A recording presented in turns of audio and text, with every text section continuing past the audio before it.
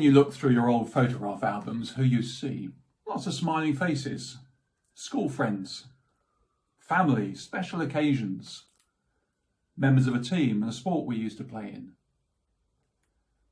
friends from university and so on. Smiling faces, people we feel good about, people we want to remember. On the other hand, what if we were to create a photograph album, not of people we feel good about, but people who've done us good? I think, for example, of a man who was a street preacher outside the bank in the town where I lived. I always thought him a bit odd, but I had to admire his passion for the gospel. I think, for example, of a lady who I visited in hospital once who, dying of cancer, clutched hold of a crucifix, and it brought her incredible consolation in her prayers. I think, for example, of a man with learning difficulties, uncomfortable to be around, but he helped me not take myself too seriously. Or I think of a colleague who I didn't particularly get on with, but she was able to cut through the flab of my arguments and help me get to the point. Who would be in your photograph album of people you didn't necessarily feel good about, but people who've done you good? In his vision of heaven, John the Divine has a picture of the throne of Christ around which the people of God are gathered. And he says they are people of every tribe, language, people and nation, gathered around the throne of Christ, singing, "Salvation belongs to our God." Not singing, "Salvation belongs to this denomination or that denomination." It's not a picture of the throne of Christ with around it gathered Methodists here and Baptists here and Anglicans here and Roman Catholics here. People from every tribe, language, people and nation gathered around the throne, singing the praises of God. When he was addressing in his own time the issues of church unity, the Apostle Paul writes in his letter to the church in Ephesus about one new humanity. He says, "Christ is our peace. In his flesh he has made both groups into one.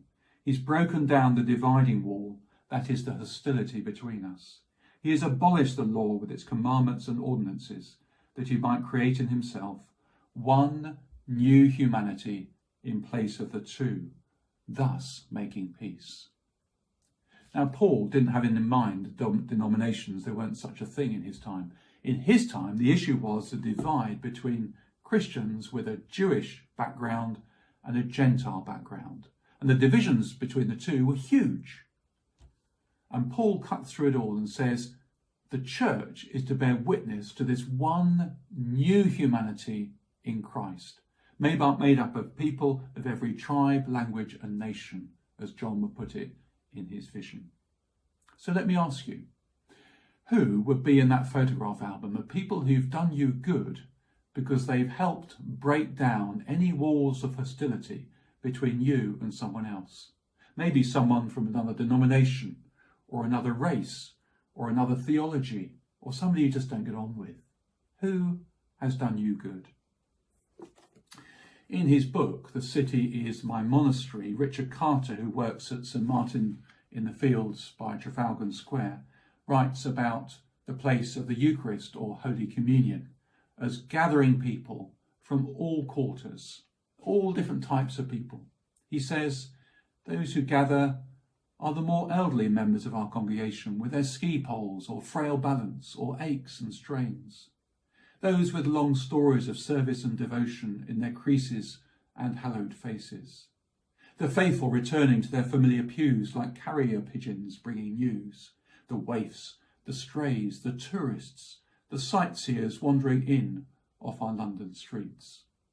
The stewards welcoming with pride the together, the alone, all abilities and disabilities, the confident and the lost, all genders, all sexualities, all colours, all cultures, the crumpled, the lonely, the different, the difficult, the needy, those who carry burdens, those whose faces are filled with light, and those whose eyes speak their pain.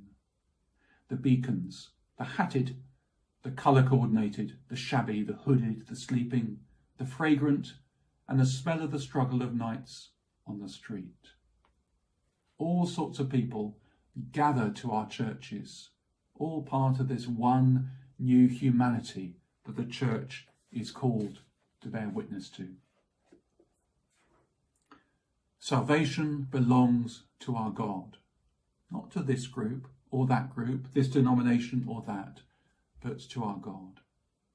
Who would be in your photograph album of people who've done you good because they helped break down that wall of hostility?